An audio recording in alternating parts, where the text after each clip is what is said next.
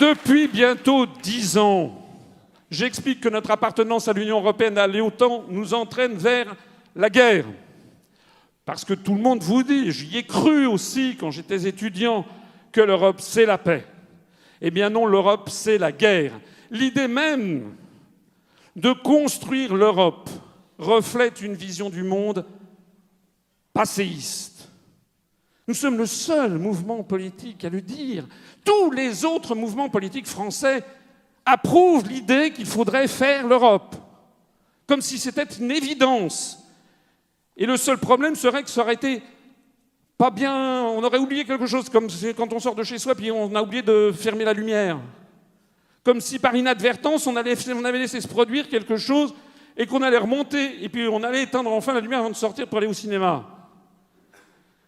Qu'est-ce que c'est que cette histoire? Si l'Europe est comme elle est, c'est parce qu'elle ne peut pas être autrement. C'est parce qu'elle est la sédimentation, depuis 60 ans bientôt, de compromis de Luxembourg, en blocage bruxellois, de nuits de marathon à Strasbourg, en crise à Francfort et j'en passe. C'est par la fruit de ces... Il y a eu toutes ces crises, toutes ces oppositions, avec d'ailleurs de plus en plus de pays, qu'on est arrivé à ce précipité fatal, comme on dirait en chimie, que sont les traités européens actuels, qu'on ne peut plus toucher d'ailleurs une virgule sans que tout l'édifice s'écroule. Cette idée de construire l'Europe reflète une vision du monde passéiste, anxieuse, méfiante, marchande et guerrière de l'univers. En fait, c'est une vision du XIXe siècle. En fait, ça remonte à bien plus loin. Les prémices, déjà, de l'idée d'une construction européenne, on les trouve chez Dante Alighieri, qui était gibelin. C'est au début du XIIIe siècle. On peut avoir le projet de l'abbé Dubois, on peut avoir le projet de Sully, on peut avoir des quantités de projets qui ont émaillé le Moyen-Âge, puis l'âge classique. Et puis, on a le discours de Victor Hugo de 1849 au Congrès de la paix qui propose les États-Unis d'Europe.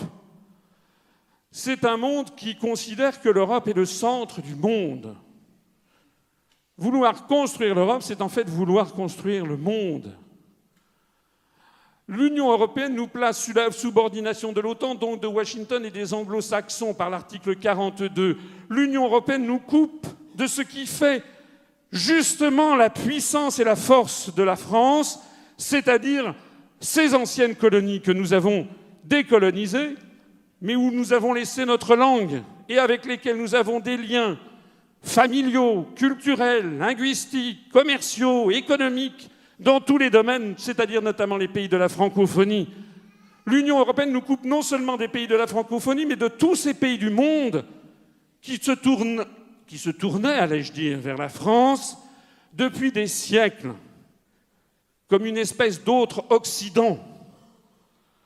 Le Liban, la Syrie, où M. Hollande fait tous ses efforts pour détruire une influence française qui remonte à 1526, lorsque François Ier avait fait alliance avec Soliman le Magnifique. La présence de la France en Amérique du Sud, tous les pays latino-américains, les pays bolivariens, qui ont proclamé leur indépendance de l'Espagne à partir du début du XIXe siècle et qui ont repris à leur compte tous les idéaux et même les symboles de la Révolution française. Je rappelle que Francesco de Miranda, qui allait être un adjoint de Bolivar, a participé à la bataille de Valmy le 20 septembre 1792.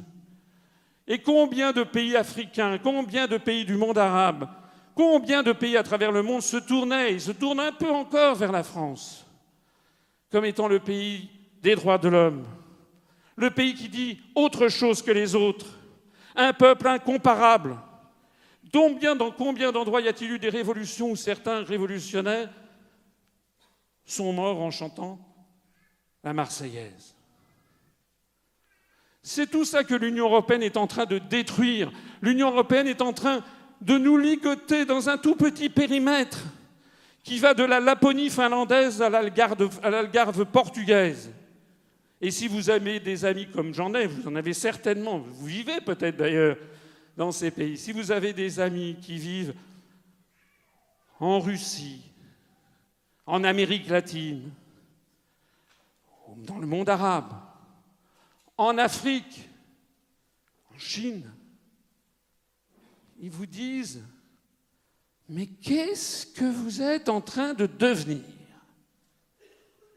La grande France, vous êtes en train de devenir, de disparaître de la surface du monde. Vous êtes en train de devenir le paillasson des États-Unis. Vous n'avez pas honte ?» C'est comme ça qu'ils vous disent, puisqu'il y en a beaucoup qui aiment la France.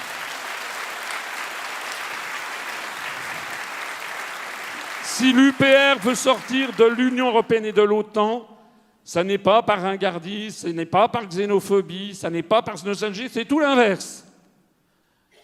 C'est parce que nous estimons que la distinction entre peuple serviette et peuple torchon, qui est consubstantielle à l'idée même de construire l'Europe, est inacceptable et inapplicable au XXIe siècle.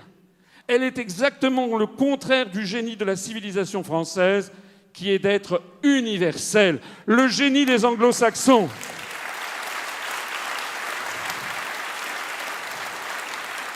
Le génie des anglo-saxons, c'est le communautarisme. Le génie de la France, c'est l'universel. Ce sont deux visions totalement différentes. Et si nous voulons sortir de l'Union européenne et de l'OTAN, c'est parce que cette construction nous mène à accepter une privatisation du monde à outrance. Or, nous refusons, nous, la privatisation du monde.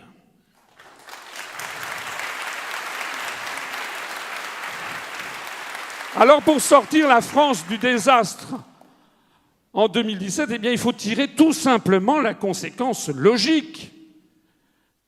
Il faut tirer la conséquence logique et irréfutable du diagnostic qui précède.